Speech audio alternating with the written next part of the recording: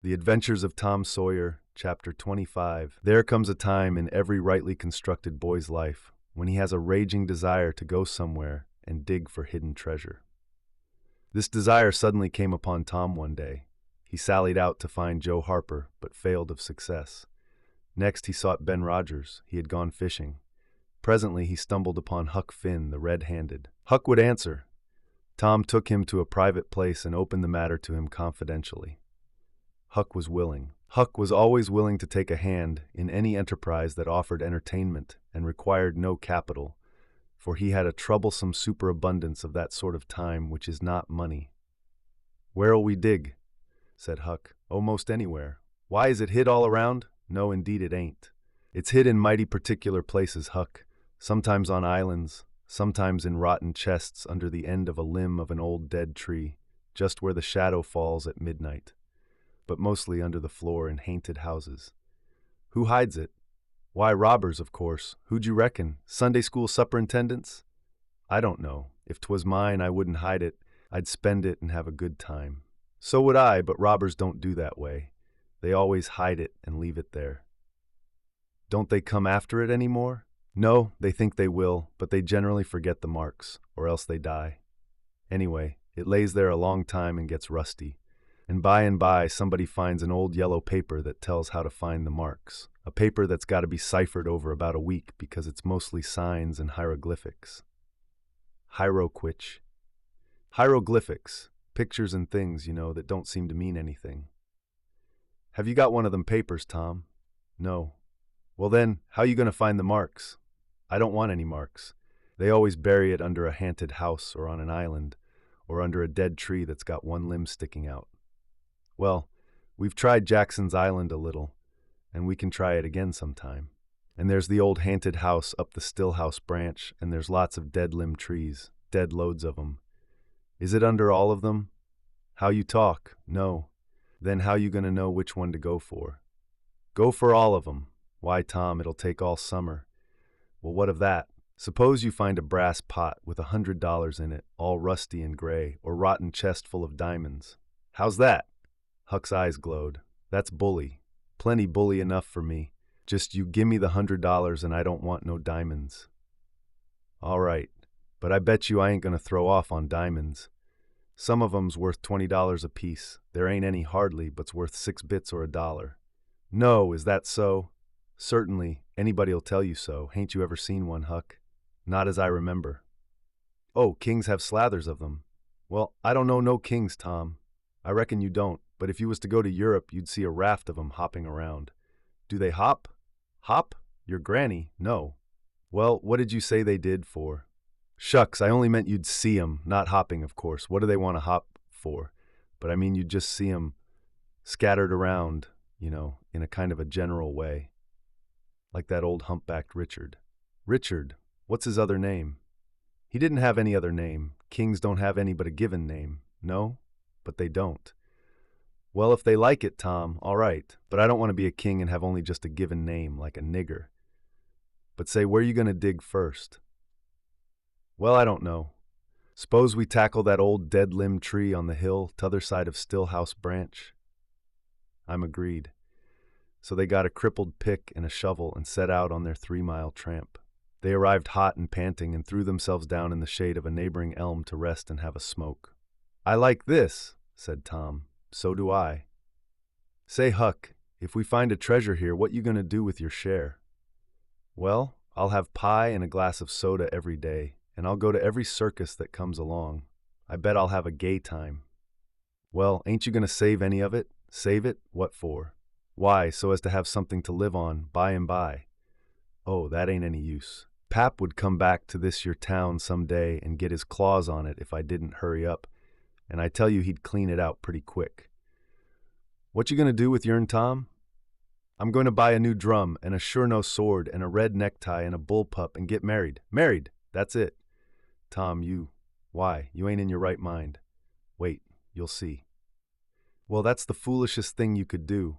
Look at Pap and my mother. Fight. Why, they used to fight all the time, I remember mighty well." "That ain't anything. The girl I'm going to marry won't fight." "Tom, I reckon they're all alike. They'll all comb a body. Now you better think about this a while. I tell you, you better. What's the name of the gal? It ain't a gal at all. It's a girl. It's all the same, I reckon. Some says gal, some says girl, both's right, like enough. Anyway, what's her name, Tom? I'll tell you sometime, not now. All right, that'll do. Only if you get married, I'll be more lonesomer than ever. No, you won't. You'll come and live with me. Now stir out of this and we'll go to digging. They worked and sweated for half an hour. No result. They toiled another half hour. Still no result. Huck said, "Do they always bury it as deep as this?" "Sometimes, not always, not generally. I reckon we haven't got the right place." So they chose a new spot and began again. The labor dragged a little, but still they made progress.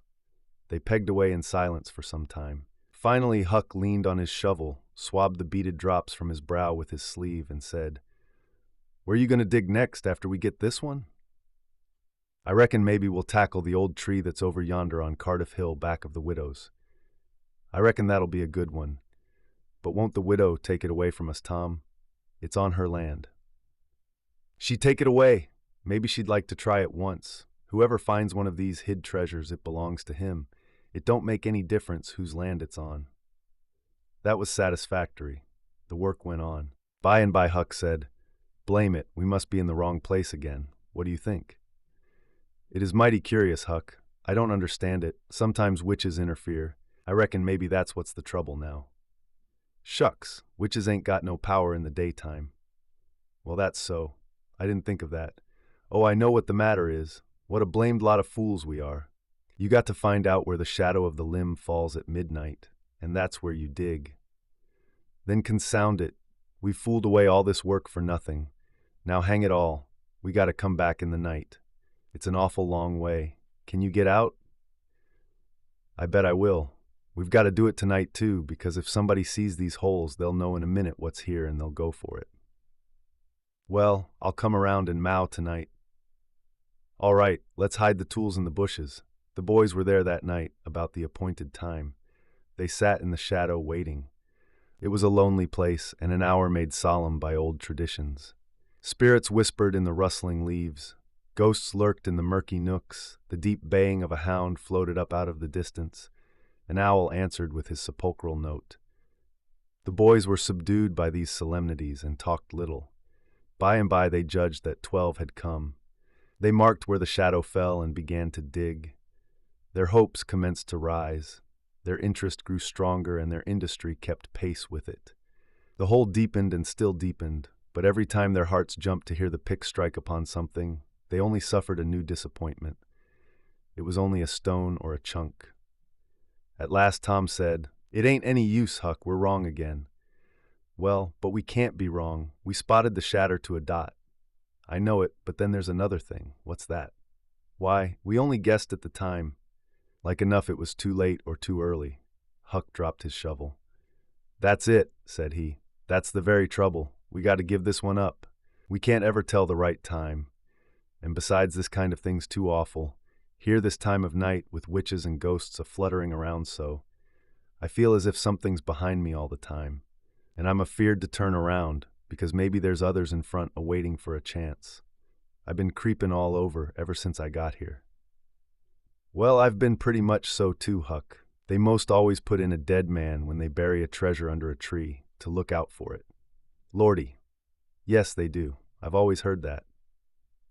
"Tom, I don't like to fool around much where there's dead people. A body's bound to get into trouble with 'em, sure. I don't like to stir 'em up either. Suppose this one here was to stick his skull out and say something." "Don't, Tom, it's awful." "Well, it just is. Huck, I don't feel comfortable a bit." "Say, Tom, let's give this place up and try somewheres else." "All right, I reckon we better." "What'll it be?" Tom considered a while and then said, "The haunted house, that's it." "Blame it, I don't like haunted houses, Tom. Why, they're a dern sight worse'n dead people. Dead people might talk, maybe, but they don't come sliding around in a shroud when you ain't noticin', and peep over your shoulder all of a sudden and grit their teeth, the way a ghost does. I couldn't stand such a thing as that, Tom. Nobody could." "Yes, but Huck, ghosts don't travel around only at night. They won't hinder us from digging there in the daytime." "Well, that's so. But you know mighty well people don't go about that haunted house in the day. nor the night. Well, that's mostly because they don't like to go where a man's been murdered. Anyway, but nothing's ever been seen around that house except in the night. Just some blue lights slipping by the windows. No regular ghosts. Well, where you see one of them blue lights flickering around, Tom, you can bet there's a ghost mighty close behind it. It stands to reason, because you know that they don't. Anybody but ghosts use them. Yes, that's so. But anyway, they don't come around in the daytime, so what's the use of our being afeared? Well, all right, we'll tackle the haunted house if you say so, but I reckon it's taking chances. They had started down the hill by this time.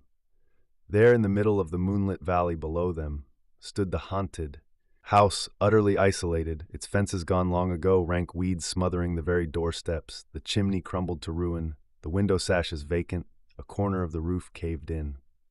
The boys gazed a while, half expecting to see a blue light flit past a window. Then, talking in a low tone, as befitted the time and the circumstances, they struck far off to the right to give the haunted house a wide berth, and took their way homeward through the woods that adorned the rearward side of Cardiff Hill.